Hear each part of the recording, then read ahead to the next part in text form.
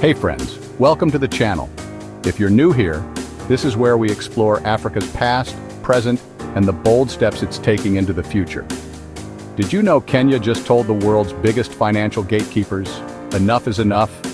How long before other African countries adopt the same attitude? At the recent TICAD 9 summit in Japan, President William Ruto made headlines by blasting global credit rating agencies like Moody's and S&P, arguing they unfairly punish African countries. And it's time for Africa to build its own system. Here's why this matters. When countries borrow money on international markets, their credit rating, a score given by agencies based in New York, London, or Paris, decides how much interest they pay. Lower ratings equal higher costs. The problem? Many African leaders say these ratings are biased. Kenya, for example, often gets rated several notches below countries with similar debt levels in Europe or Asia. That means Kenyans pay millions more in interest, just because of perception, not reality.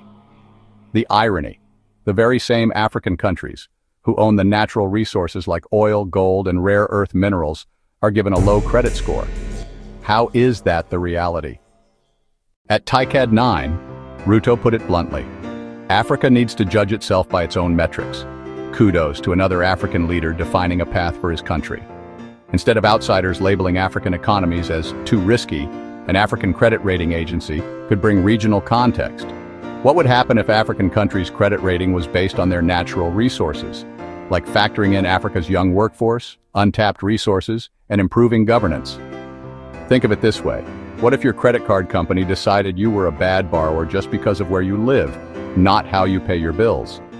Here's where it gets even more interesting.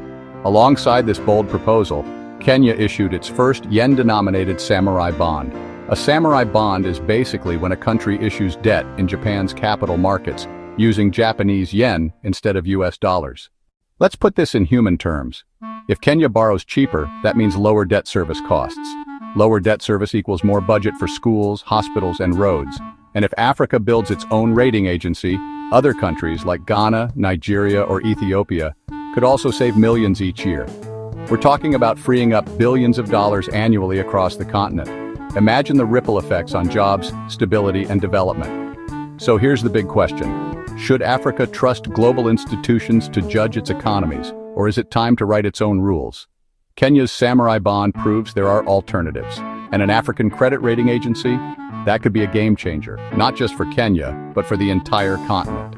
Although I like this step, I want to see African countries become the lender, not the borrower. Natural resources are too abundant to remain a borrower. Drop your thoughts in the comments. Would you trust an African credit rating agency more than the Wall Street giants? Don't forget to like and share this video if you want to see Africa take control of its financial future. And of course, subscribe for more stories that connect Africa's past, present, and bold future.